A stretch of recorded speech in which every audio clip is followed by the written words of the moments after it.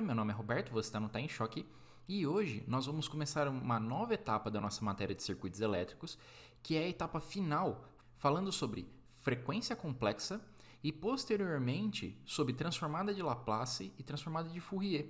Essa etapa final da nossa matéria, como eu vou explicar, ela vai ser de extrema importância, pois ela resume tudo o que nós já abordamos e generaliza para que nós possamos resolver qualquer tipo de circuito linear em circuitos elétricos. Só que antes da gente começar, puxa a vinheta.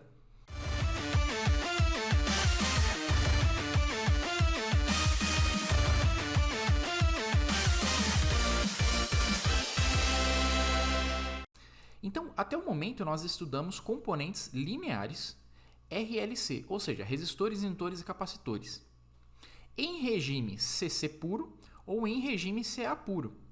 Lembrando, lá das primeiras aulas do canal, eu vou deixar na descrição, tá, essas aulas, em que eu explico a diferença entre regime transitório e entre corrente contínua e corrente alternada.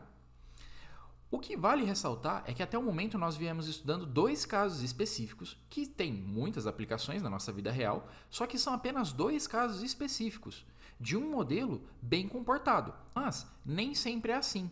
E por isso nós precisamos de uma análise um pouco mais aprofundada. É aí que entra a análise em frequência. Mas vamos continuar vendo aqui essa aula para entender o motivo disso. Primeiro, o que a gente tinha? O regime CC puro.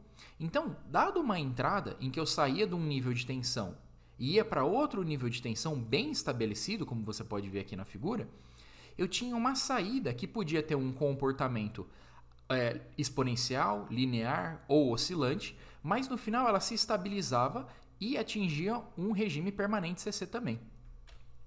No regime CA puro, o que eu tinha? Eu não analisava nenhum tipo de transitório ou etapa intermediária. Eu apenas analisava o quê?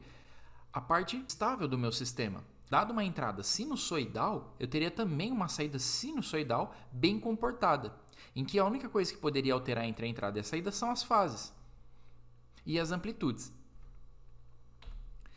Mas, e se eu tiver um sinal que nem esse daqui, que é uma mescla entre um sinal contínuo e um sinal alternado? Por exemplo, esse regime transitório aqui, em que eu começo com uma onda oscilante em valor de amplitude baixo e vai aumentando esse valor de amplitude. Como é que eu faço para descrever essa saída mediante essa entrada no meu circuito elétrico? Da forma como a gente veio estudando, eu não consigo ainda. Outras aplicações, por exemplo, quando a gente for entrar na matéria de eletrônica de potência, transmissão de energia elétrica, análise estática de energia, análise de máquinas. Tudo isso a gente vai se aproveitar desse equacionamento, desses conteúdos vistos nessa matéria de circuitos elétricos, justamente para analisar sinais de modulação, em que eu posso ter aplicações em máquinas, em linhas de transmissão, estabilidade de sistema, entre outras coisas. Então, você só saber o caso bem comportado, que é o do regime, muitas vezes não vai ser o suficiente para a gente. A gente quer saber o que está acontecendo ali no transitório, na variação, num sinal não bem comportado, como por exemplo os que são feitos em inversores de frequência ou soft starters e aplicados em máquinas elétricas, como por exemplo efeitos de inserção e remoção de máquinas elétricas na minha linha de transmissão. Então essa é a utilidade desta matéria.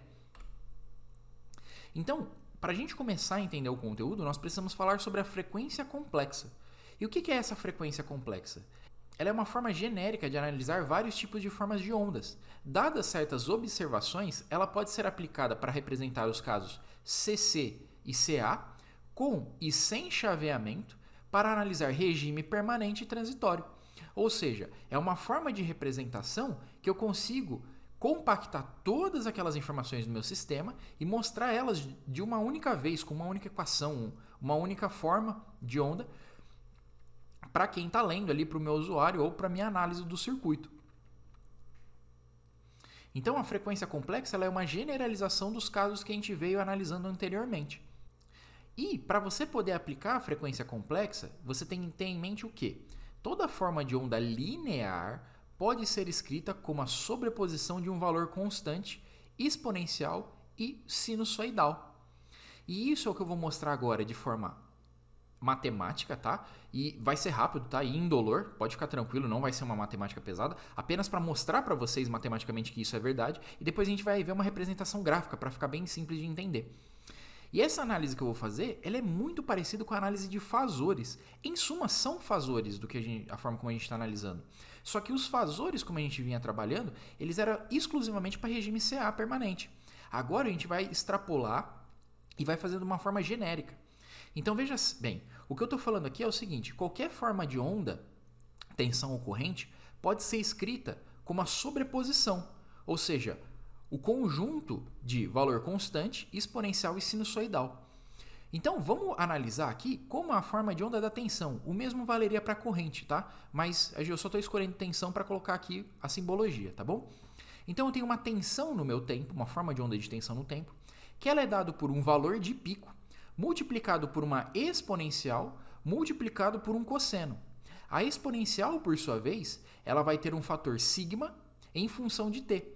E o que significa essa exponencial? Ela é o decaimento ou crescimento do meu sistema, muitas vezes durante o regime transitório.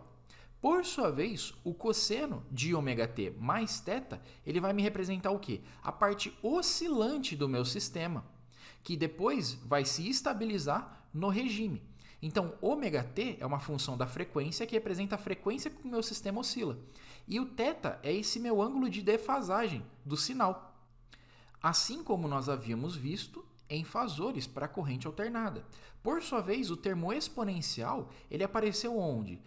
Quando a gente analisou circuitos RL, RC e RLC. O poderia causar o decaimento temporário do meu sistema ou então uma oscilação temporária. E por fim, em todos os casos, eu sempre tenho um valor de pico, que representa a maior amplitude do meu sinal. Então, vamos desenhar aqui junto, ó, que uma onda genérica para frequência complexa. Veja que esse sinal ele vai oscilando, então ele tem uma parte de cosseno aqui, ωt mais θ, em que ele vai oscilando. Ele tem uma parte exponencial em que ele vai decaindo e ele tem um valor de pico. Perceba que esse valor aqui, pico aqui, ó, ele é quem? Ele é o meu Vp. Ele é o máximo valor da minha função. Por sua vez, quem que vai ser o termo exponencial? Vai ser um termo que vai representar esse decaimento aqui, ó, que a minha função ela está tendo ao longo do tempo. E, por sua vez, quem que vai ser o termo do cosseno? Vai ser justamente essa ondulação aqui que a minha onda está tendo ao longo do tempo. Então, perceba que um sinal qualquer ele pode ser expresso com um termo constante, um termo exponencial e um termo oscilante, dado por uma função seno ou cosseno. Então, olha só, se você tiver o seu sigma, que é o valor do decaimento exponencial, igual ao seu ômega, que é o valor da frequência, igual a zero, perceba que essa exponencial ela vai ser elevado a zero, que é a mesma coisa que 1. E o cosseno de ωt mais θ, ele vai ser o cosseno de ômega vai ser zero, então vai ser cosseno de θ. Cosseno de θ é um valor constante, tá? Lembre-se, o cosseno de alguma coisa é constante. Por exemplo, o cosseno do valor π, ele vai valer quanto? -1. Então, veja que isso daqui é um valor constante no final. Ele não é uma coisa que está oscilando em relação ao tempo. Então, desta forma, o que é que eu vou ter? Eu vou ter um valor de pico constante, multiplicado por 1, multiplicado por um outro valor constante. No final, o que que me dá multiplicação de vários números constantes? Um outro número constante. Então, perceba ó, que aqui eu estou ressaltando aqui na equação que a minha tensão, caso o meu fator de decaimento e meu fator de frequência sejam zero, minha tensão, ou minha forma de onda genérica, ela vai ser o valor de pico multiplicado pelo valor do cosseno fixo, que vai ser um valor constante, ou então uma VCC, uma tensão constante. Se fosse corrente, ia ser uma corrente constante. Entende? Agora, se a gente quiser uma tensão sinusoidal, ou seja, que eu vou ter uma frequência variante no tempo, e ela vai descrever para mim uma senoide, uma cossenoide. Perceba que o único termo que tem que ser igual a zero é o meu termo da exponencial. Então, se esse cara ele for igual a zero, eu vou ter elevado na zero, que é a mesma coisa que 1. Então, fico com Vp vezes cosseno de ωt mais θ. E isso daqui é a nossa representação já bem conhecida para sinais sinusoidais, como a gente viu em aulas anteriores. E por fim, se eu quiser a queda de tensão exponencial ou a subida exponencial, como por exemplo circuitos RC e RL, então nesse caso eu não vou ter o fator variante aqui no tempo, o meu cosseno de ômega. O meu ômega ele vai valer zero. Uma vez que ele vale zero, então eu vou ter o cosseno de θ, que é uma constante, multiplicando Vp, que vai me gerar uma outra constante. Desta forma, eu vou ter um valor constante multiplicado o exponencial de σt. E aí essa exponencial vai me dar o quê? Vai me dar ou aquele decaimento ou aquele crescimento exponencial que a gente viu. Então, se o seu sinal ele é linear, você vai conseguir representar ele da forma fasorial, deixando em evidência o quê? Os ângulos de fase e amplitudes e omitindo as frequências. Desta forma, você consegue descrever com 2 parâmetros o circuito inteiro, só que de uma forma muito mais simplificada.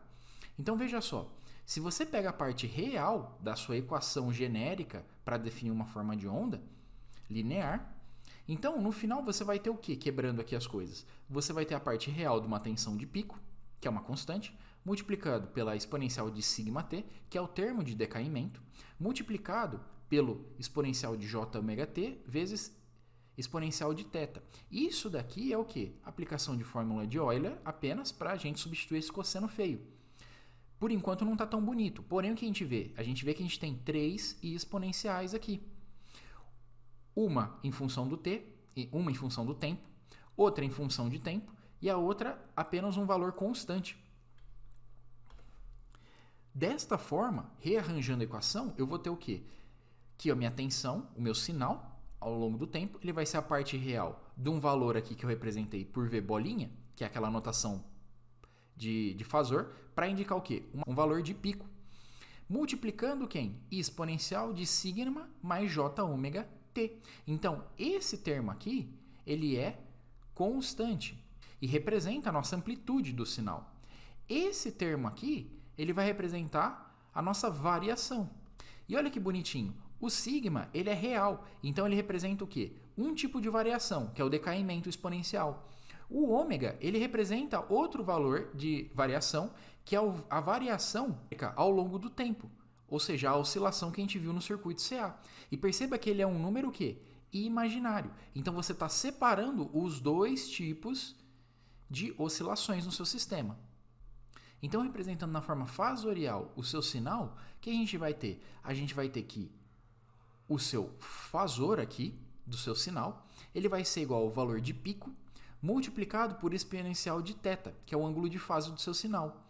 Ou é a mesma coisa, como a gente viu na representação de fasores, o valor de pico, ângulo de fase, como a gente vinha escrevendo. Então, você tinha, por exemplo,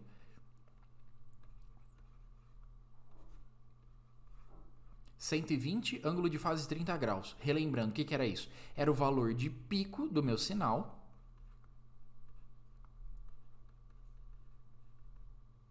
e esse θ é o ângulo de defasagem dele.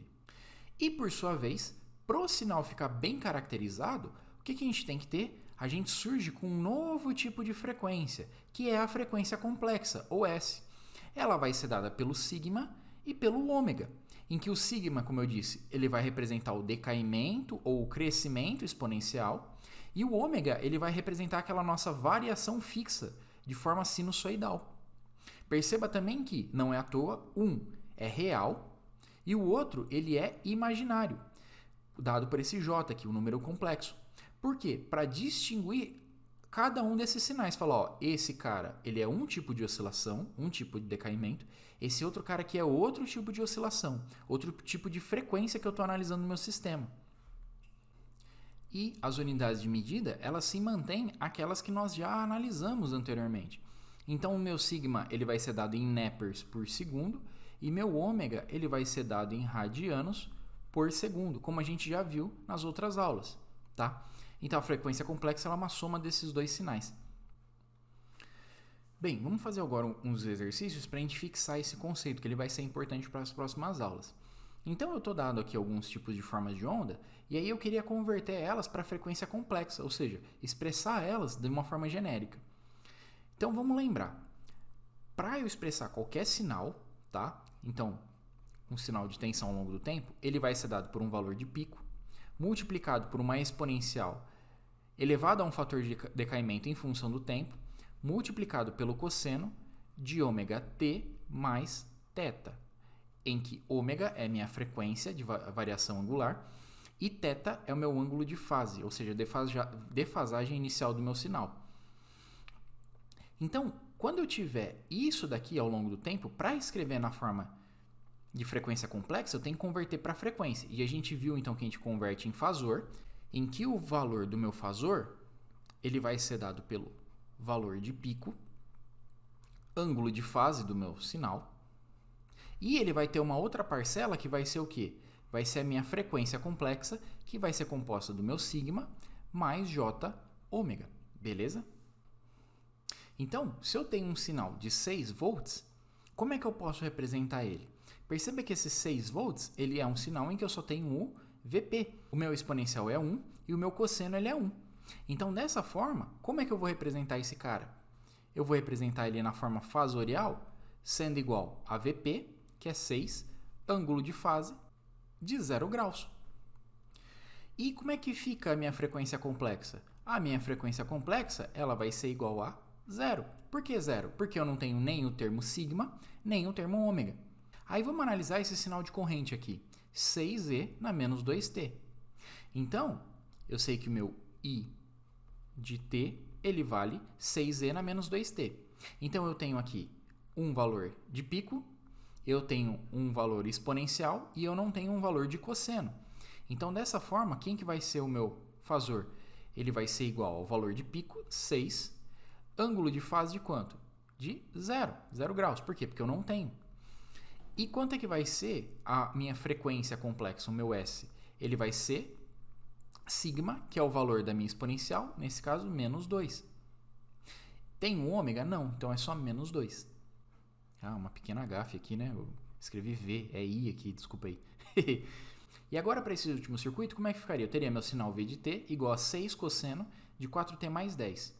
Então, se a gente olhar em relação à equação, eu sei o quê? Que esse daqui é o meu valor de pico, esse daqui ele vai ser o meu ômega e esse daqui ele vai ser o meu θ.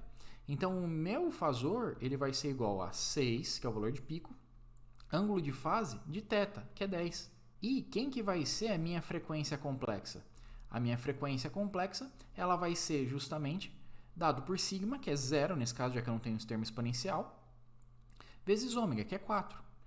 Lembre-se, j ômega, já que nós temos um número imaginário, então seria j4. Uma observação importante, tá? Sempre que eu faço os cálculos, o ângulo de fase eu já considero na unidade de graus, tá? Mas você pode encontrar em livros na unidade de radianos, nesse caso é necessário você convertê-los, ok? Perceba que a forma de analisar o circuito e as equações, ela se manteve a mesma. A única coisa que a gente teve em adição em relação aos fasores anteriores é esse termo exponencial aqui agora que a gente juntou tudo eles. Então perceba que a forma de fasor, como você analisa, etc., é tudo igual em relação à aula de fasores. Se você não viu a aula de fasores, assiste, eu vou deixar aqui na descrição, tá? Essas aulas, todas as aulas que a gente precisa relembrar, eu vou deixar na descrição, que elas são muito importantes, porque a gente vai consolidando o nosso conhecimento. Na próxima aula a gente vai falar sobre transformada de Laplace. E aí a transformada de Laplace ela vai fazer uso dessa frequência complexa para a gente resolver de forma muito, muito, muito fácil os circuitos que antes a gente teria uma dor de cabeça enorme para resolver. Bem, eu espero vocês na próxima aula. Muito obrigado, até lá!